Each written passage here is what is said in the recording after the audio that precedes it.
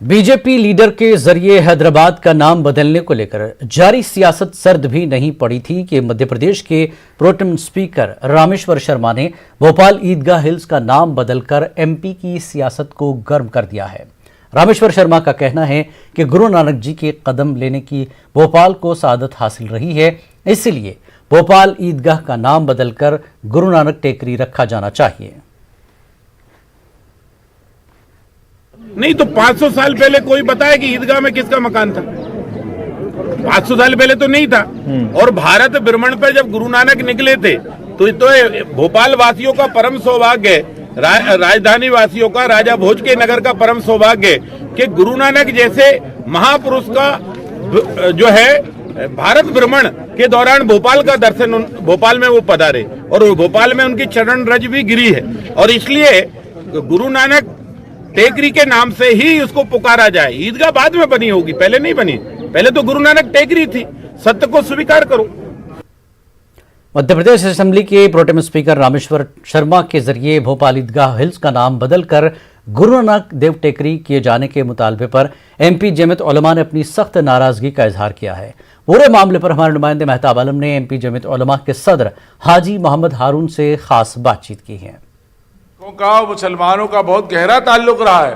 कुछ कहीं कुछ बादशाहों ने कुछ गुरुओं के साथ खराब काम किए हैं, ये बात तारीख में है। लेकिन मुसलमानों का जहां तक ताल्लुक है, जो अमृतसर का गुरुद्वारा है उसकी बुनियाद, संगे बुनियाद जो है पीर मियाँ जी के जरिए रखी गई। इसी तरह से गुरु ग्रंथ में जो कलाम है वो बाबा फरीद का कलाम है। तो हमारा तो बहुत गहरा ताल्लुक है। लेकिन ईदगाह एक तारीखी मुकाम है, उस ईदगाह के नाम को क्यों बदलने के पीछे पड़े हुए? और कोई बड़ा काम करें, अच्छे से अच्छा काम करें। आपको इसमें फिरका परस्ती क्यों नजर आ रही है? ये नजर आ रही है क्योंकि ये इनका अंदाज ही यही है। हर मसले को भाई और किसी जगह का क्यों नहीं कर रहे हैं? उज्जैन में गुरु नानक जी तशरीफ ले गए थे तो उज्जैन शहर का नाम बदल दीजिए ना, उज्जैन का नाम बदल दीजिए, बहुत अच्छा रहेगा। तो ये इसमें सिर्फ ईदगाह को, क्योंकि ईदगाह का ताल्लुक एक मुसलमानों की, एक और बात बताऊं, आस्था की जहां तक ताल्लुक है, ईदगाह भी हिंदुस्तान में हमारी जो भोपाल की ईदगाह है वो सबसे बड़ी ईदगाह है, सबसे ज्यादा मशहूर ईदगाह है। तो हम अब ठीक है, अगर अपनी ताकत के बल पे कुछ करना चाहते तो करें। मदरसा जदीदकारी असातिज़ा स्कीम के तहत काम कर रहे असातिज़ा को गुज़श्ता कई सालों से तनख्वाह अदा नहीं की जा रही है। हुकूमत के इस बेदर्द रवैये के नताइज अब सामने आने लगे हैं। जनपद बलरामपुर के जोरावरपुर के मदरसे में ज़ेर मुलाजमत एक टीचर उमानाथ की दिल का दौरा पड़ने से मौत वाक़ हो गई।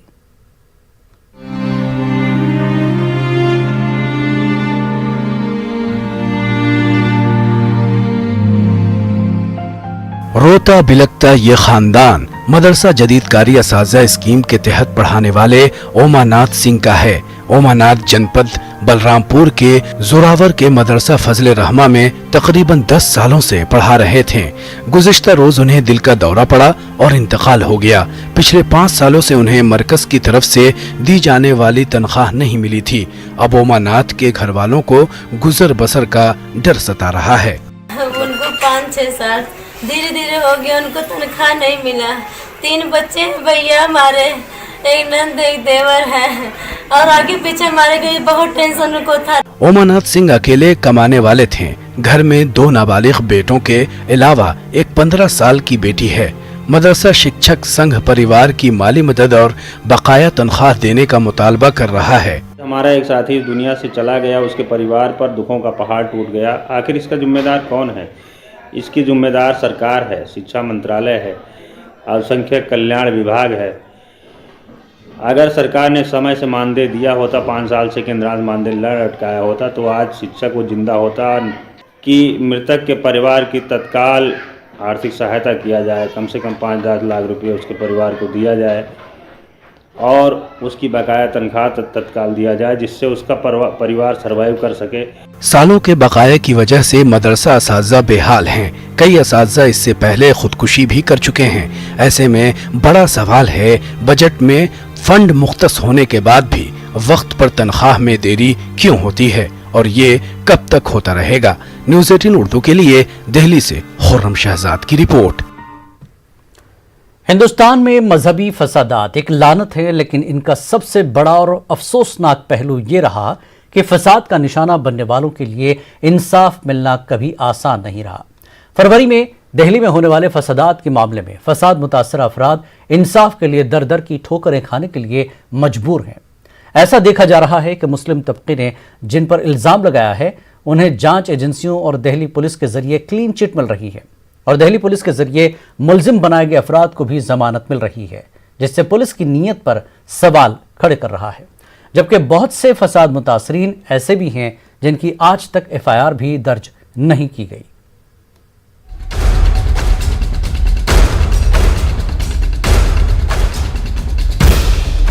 दिल्ली दंगों को लेकर दिल्ली पुलिस और एजेंसियों की तहकीकात पर लगातार सवाल उठते रहे हैं। दिल्ली पुलिस के जरिए मुलजिम बनाए गए लोगों को जमानत मिल रही है, जिसकी वजह से पुलिस की तहकीकात पर अब सवाल खड़े किए जा रहे हैं। दिल्ली के शिव विहार इलाके के रहने वाले ये हाशिम अली हैं। हाशिम अली को 4 अप्रैल को फसाद के मुलजिम के तौर पर गिरफ्तार किया गया था। खास बात यह थी कि हाशिम अली के 2 घर और दुकान समेत पूरा सामान 25 फरवरी की रात को ही जला दिया गया था। हाशिम अली खुद चश्मदीद गवाह हैं। 1 मार्च को हाशिम अली ने नामजद शिकायत भी की, लेकिन उन्हीं के पास की एक गली नंबर 6 के नरेश चंद की FIR के साथ उनकी शिकायत को भी अटैच कर दिया गया। इस तरह हाशिम अली अपनी शिकायत अपने ही FIR के मामले में मुतासरा और मुलजिम दोनों हैं। 15 मई से ही हाशिम जमानत पर हैं और तब से ही अपनी अलग FIR दर्ज कराने के लिए कोर्ट के चक्कर लगा रहे हैं। और जब मैं आया तो मैं अपने बच्चों को निकाल रहा था, मतलब मेरे बच्चे मस्जिद के पास में कोई 20 फीट मतलब 20 कदम के बाद 20 फीट मीटर के बाद में मेरा मकान है, वो उसमें आग लगा दी गई। और मैं अपने बच्चों को और जैसा मदरसे के बच्चों को निकाल रहा था वहाँ से, मैं भाई इधर निकलो भाई, यहाँ तो हंगामा होगा, ज़्यादा पब्लिक थी, मार काट को वो कर रहे थे। तो मैंने अपने बच्चों को निकाल रहा, हाथ से मैं बुला रहा था कि इधर आ जाओ भाई, इधर आ जाओ, निकल जाओ। तो इसी उस पर मुझे जो है गिरफ्तार कर लिया गया। मेरा कसूर कोई नहीं है, मेरे हाथ में ईंट डंडा पत्थर कुछ भी नहीं था। मैं एक सामाजिक आदमी हूँ यहाँ का और जिम्मेदार भी हूँ अपनी मस्जिद का, मदरसे का, पूरी उसमें मेरी उसमें चलता है। कितने दिन आपको जेल में रहना पड़ा फिर क्या? मेरे को जेल में जो है तकरीबन 42 दिन में जेल में रहा हूँ और 42 दिन में जो है ना मेरी फिर उसके बाद 15 मई को जमानत हो गई थी। FIR मैंने कराई थी, आज तक मेरी कोई सुनवाई नहीं हुई। मैंने उसी को पहली तारीख में ही मतलब मार्च की पहली तारीख को मेरी जो है कंप्लेंट हो चुकी है। मैं थाने तो जा नहीं पाया, लेकिन मैंने दूसरे पुलिस वाले को देकर अपनी कंप्लेंट कर दी थी और आज तक मतलब कोई सुनवाई नहीं, कोई आदमी गिरफ्तार नहीं हुआ, कोई पकड़ा भी नहीं गया। पास की ही गली नंबर 21 में रहने वाले राशिद के इस 3 मंजिला शानदार मकान को भी नजर आतिश कर दिया गया था। सब कुछ दोबारा से तैयार कराना पड़ा है। 3 बार इस घर में आग लगाई गई। राशिद बताते हैं कि उनके नामजद रिपोर्ट के बावजूद अब तक कोई कार्रवाई नहीं हुई, उनकी FIR तक नहीं हुई, बल्कि पास की गली नंबर 15 की एक दूसरी FIR के साथ उनके मामले को जोड़ दिया गया। वो कहते हैं कि बड़ा अफसोस होता है जब हमारे सामने ही हमारे घरों को जलाने वाले सीना तान कर आजाद घूमते हैं। नुकसान तो काफ़ी हुआ है, बस ये है कि अल्लाह का शुक्र हमारे बच्चों की जानें बच गई और घर को हमारे आग लगा दी गई। जो भी सामान था हमारा सब ले गए निकाल के, उसके बाद घर में आग लगा दी। और जो हमारे घर को जला रहे थे, लूट रहे थे और पत्थर मार रहे थे, तेजाब की बोतलें फेंक रहे थे, आज हमारे सामने से सीना तान के चलते हैं और हम बेबस से हम कुछ भी नहीं कर पा रहे हैं। ना प्रशासन हमारा साथ दे रही है, ना हमारे जो नेता लोग हैं, जो भी हमारे विधायक वगैरह हैं, किसी ने भी हमारी नहीं सुनी। तकरीबन 4 से 5 दफ़ा मैं थाने भी गया हूँ, लेकिन कोई सुनवाई नहीं होती। हमें थाने के अंदर ही नहीं जाने दिया जाता। पहली बात, शिव विहार के फेज 7 की सिर्फ गली नंबर 20 में ही 9 मकान जला दिए गए थे। इनमें से 8 मुसलमानों के थे। दिल्ली पुलिस के जरिए इन 8 मामलों में कोई FIR दर्ज नहीं की गई। इसी तरह गली नंबर 15, 14 और 21 में बहुत सारे मामलों को FIR के साथ जोड़ दिया गया। कई मामलों में नामजद रिपोर्ट होने के बावजूद अलग से FIR दर्ज नहीं की गई है। आज़ाद हिंदुस्तान की तारीख दंगों से अलग नहीं है। हिंदुस्तान में सैकड़ों दंगे हुए हैं, लेकिन इनमें सबसे बड़ी ट्रेजेडी ये है कि इसके मुतासिरीन को इंसाफ नहीं मिल पाता। दिल्ली फसाद में भी कुछ ऐसा ही लग रहा है। इसलिए बड़ा सवाल ये है, क्या इन लोगों को जो मुतासिरीन हैं, जिनके घर जले, जिनकी जाने गई, क्या उनको इंसाफ मिल पाएगा? कैमरामैन हरीश के साथ खुर्रम शहजाद, न्यूज़ 18 दिल्ली। खास बात इंडिया में एक बार फिर आपका खैर मकदम है। दिल्ली में कोरोना वायरस के मामलों में तेजी से इजाफा हो रहा है। ऐसे में कोरोना वायरस से हो रही अमवात में भी इजाफा दर्ज किया जा रहा है। अब परेशानी यह है कि महलूकीन की तदफीन के लिए कब्रिस्तानों में 2 गज जमीन मिलना भी मुश्किल हो गया है। दिल्ली गेट कब्रिस्तान में तकरीबन 10 बीघा जमीन कोविड से फौत होने वालों के लिए मुख्तस कर दी गई है, लेकिन अब यह जमीन खत्म होने की कगार पर है। यहां अब सिर्फ 60 से 70 कब्रों की जगह बची है। अब तक यहां तकरीबन 750 कोरोना महलूकीन को दफन किया जा चुका है। यहां के हालात का तफसीली जायजा लिया दिल्ली नुमाइंदे खुर्रम शहजाद ने। कोरोना महामारी ने इंसानियत को कैसा नुकसान पहुंचाया है, जिसे शेर में कहा गया है ज़मीं खा गई आसमां कैसे कैसे। इस वक्त हम दिल्ली गेट के उस कब्रिस्तान में है जहां पर कोविड के लिए अलग से जगह मखसूस की गई थी। आप ये जो जगह देख रहे हैं, ये तमाम की तमाम वो कब्रें हैं जो कोविड-19 की वजह से, कोरोना वायरस की वजह से जिनकी मौत हुई और जिनकी वफ़ात हुई और उनको यहाँ पर दफनाया गया। आप देखेंगे यहाँ पर जो ये बोर्ड लगे हुए हैं उसमें साफ़ तौर पर लिखा हुआ है कि अलग अलग शहरों के नाम हैं। कहीं पर शामली का नाम है, कहीं पर संभल का नाम है, कहीं इंद्रलोक का नाम है। इसी तरीके से अगर आप देखें तो ये जो पूरा इलाका है, ये तकरीबन 10 बीघे का इलाका है जिसको कोविड के लिए मखसूस किया गया था, लेकिन अब ये तकरीबन ख़त्म हो चुका है। कहीं पर कोई जगह आपको खाली दिखाई नहीं देगी। मैं अपने कैमरामैन से कहूँगा कि वो आपको ये दिखाने की कोशिश करें कि किस तरीके से ये जो सिर्फ थोड़ा सा पोर्शन जो आपको प्लेन दिखाई दे रहा है, सिर्फ ये वाली जगह अब बची है, यानी कि और अब जगह चाहिए।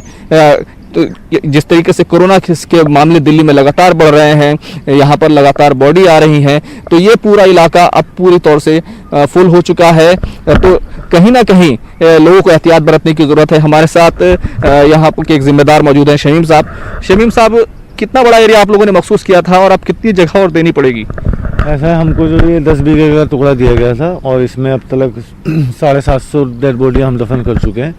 अभी हमारे पास 50 से 60 डेड बॉडियाँ और आ सकती हैं। बाकी हमने अपनी जो कमेटी इंचार्ज हैं, जो हमारे मेन हैं, उनको हमने लेटर दिया और बात हुई है। अब देखिए वो हमें आगे क्या बताते हैं आगे के लिए। ये जो एरिया मखसूस किया गया था, 10 बीघे का था, अब कितनी बॉडी आ रही है, पहले कितनी बॉडी आ रही थी और क्या लगता है आपको कितनी जगह की अभी और ज़रूरत पड़ सकती है? ऐसा है, जैसे शुरुआत में तो खैर काफ़ी बॉडी आ रही थी हमारे पास, 10, 15, 8 ऐसे हो रही थी, लेकिन अभी बीच में थम गया था। लेकिन 1 महीने से दोबारा हमारे पास 2 से 3 दोबारा आना शुरू हो गई हैं। अगर इसी हिसाब से अगर आती रही तो हमें जगह बढ़ाने ज़रूरत पड़ेगी जनाब। जो कहना चाहिए कोरोना की महामारी ने जो तबाही फैलाई है, वो उसका मंजर जो है आपको मेरे पीछे दिखाई दे रहा है। कहीं ना कहीं लोगों को एहतियात बरतने की ज़रूरत है, अपनी जिम्मेदारी निभाने की ज़रूरत है, क्योंकि जब तक दवाई नहीं तब तक ढिलाई नहीं, ये तो करना ही होगा। कैमरामैन हरीश के साथ खुर्रम शहजाद, न्यूज़ 18 दिल्ली। कोरोना वबा के दौरान खासकर मरीजों को खून की सख्त कमी महसूस हुई। ऐसे में मुस्लिम अक्सरियती शहर मुंब्रा में कोई ब्लड बैंक न होने के बाद यहाँ के मरीजों को काफ़ी परेशानियों का सामना करना पड़ता था। ब्लड के लिए मज़ाफ़ात के शहरों में जाना पड़ता था। इस मामले को संजीदगी से लेते हुए जमात इस्लामी की यूथ ऑर्गेनाइजेशन ने मुंब्रा में समाजी तंजीम के साथ मिलकर एक लैब और ब्लड बैंक कायम किया और इसके लिए ब्लड डोनेशन कैंप का एहतमाम किया गया। पहले रोज़ 300 अफराद ने कैंप में अपना खून का अतिया दिया। इसके मल्टीपल फ़ायदे हैं। एक तो ये है कि हम एक समाजी खिदमत कर रहे हैं, एक ज़रूरत को पूरी कर रहे हैं जो हमारे मुंब्रा शहर की ज़रूरत है, और वो एक ज़रूरत ऐसी है कि डोनेशन के बगैर नहीं हो सकती पूरी। इसके लिए अवेयरनेस क्रिएट करके लोगों को मोटिवेट किया और अल्हम्दुलिल्लाह मुझे खुशी इस बात की है कि मुंब्रा के शहरियों ने इसको ओवरवेलमिंग रिस्पॉन्स दिया है। जैसे कि आप जानते हैं जनाब के पेंडेमिक में हम लोग ने ऑब्जर्व किया कि ऑल अराउंड द स्टेट, पूरा कंट्री में खून की कमी का महसूस किया। तो इसको एक ड्राइव हम लोग ने इनिशिएट किया पूरा महाराष्ट्र लेवल पे। किसी को ब्लड की डोनेट की ज़रूरत पड़ेगी तो इंशाल्लाह हम लोग का जो संकल्प है उसका टाइप है मैगजीन के साथ में, तो उसके पास डिस्बर्समेंट भी है और कलेक्शन का भी है। तो जब भी ज़रूरत पड़ती है तो जिस डोनर को तो फ्री ऑफ कॉस्ट मिलेगा, लेकिन डोनर का जो कार्ड है उसके बिहाफ पे उसके फैमिली के या किसी भी रिलेटिव को देना रहेगा तो अराउंड 600 से 800 प्रोसेसिंग फ़ी रहेगा। और खून जो है उम्मन आज की तारीख से पहले मतलब मुंब्रा में नहीं अवेलेबल था, हमको बाहर से थाना से या दूसरे जगहों से लाना पड़ता था। ये पहली कोशिश ऐसी है जमात इस्लामी हिंद के यूथ विंग की कि ये ब्लड को, हमारे ब्लड को लेके हमारे मुमरा में ये स्टोर किया जाएगा। संकल्प के साथ में इनका टाई अप है। असल में कुरान मजीद में अल्लाह ताला आयत नंबर 32 के अंदर फरमाते हैं कि अगर किसी ने गोया एक इंसान की जान बचाई तो उसने पूरी इंसानियत की जान बचाई।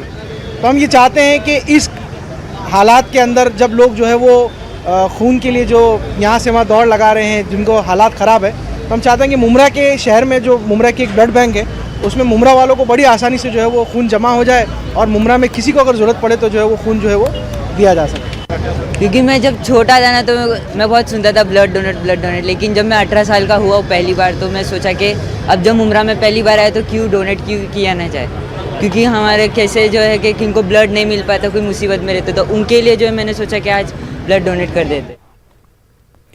कोरोना वबा के दौरान खून की किल्लत को दूर करने और मुतासरीन को फौरी इमदाद पहुंचाने के मकसद से शाहीन क्लब ऑफ औरंगाबाद की जानिब से काबरा नगर गारखेड़ा में ब्लड डोनेशन कैंप का इनेकाद किया गया। दिन भर चले इस कैंप में नौजवानों ने बढ़ चढ़कर हिस्सा लिया और 70 से ज्यादा ब्लड बैंक जमा किए गए। शाहीन क्लब ऑफ औरंगाबाद की जानिब से महल्ला जाती सतह पर इस तरह के प्रोग्राम लिए जा रहे हैं ताकि बस्ती बस्ती में लोगों को बेदार किया जाए और अपनी बस्ती अपनी जिम्मेदारी का एहसास दिलाया जाए। यहाँ पे शाहीन क्लब औरंगाबाद की एक मोहल्ला कमेटी है, उनके जानिब से यहाँ पे ब्लड डोनेशन कैंप रखा गया था। अल्हम्दुलिल्लाह बहुत कामयाब हुआ। यहाँ पर यहाँ के नौजवानों की मेहनत दिखाई दी। यहाँ पर हमने 70 बैग जमा किए ब्लड के, जो आने वाली वक्त में हम चाहते हैं कि हर मोहल्ला कमेटी जो शाहीन क्लब ऑफ औरंगाबाद से जुड़ी है वो इस तरह से हमारे साथ ताउन करे और हमारे इस्तेफादा करे। ब्लड कैंप रखा गया है और हमारे टाइगर ग्रुप नौजवानों ने बड़ी खूबी और मेहनत से इसे कामयाब बनाया। इंशाल्लाह हम चाहते हैं कि हर मोहल्ले में, हर वार्ड में शाहीन क्लब इसी तरह जो काम कर रहे हैं बेहतरीन, माशाल्लाह इसी तरह काम चलता रहे और नौजवान ये काम में ताउन करें। कर्नाटक के यादगीर में अंजुमन तरक्की उर्दू हिंद के ज़ेर-ए-एहतमाम जश्न अल्लामा इकबाल और याद मौलाना अबुल कलाम आज़ाद का इनेकाद अमल में आया।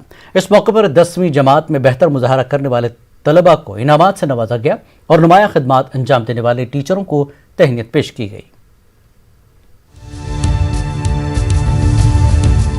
कर्नाटक के यादगीर में अंजुमन तरक्की उर्दू हिंद के 7वीं सालाना इजलास तहनीत और तकसीम इनामात के मौके पर जश्न अल्लामा इकबाल और याद अबुल कलाम आज़ाद मनाया गया।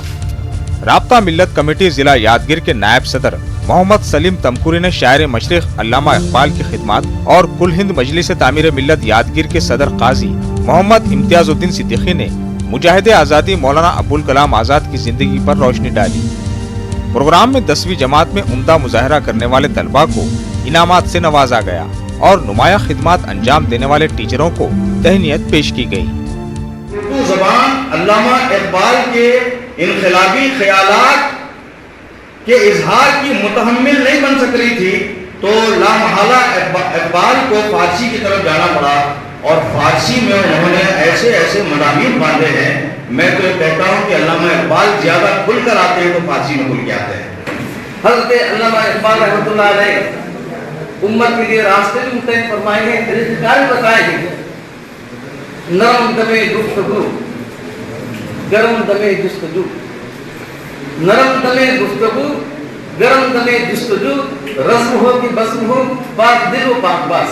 मौलाना नोमानी रहमतुल्लाह अलैह ने आपको मौलाना का खिताब अता किया।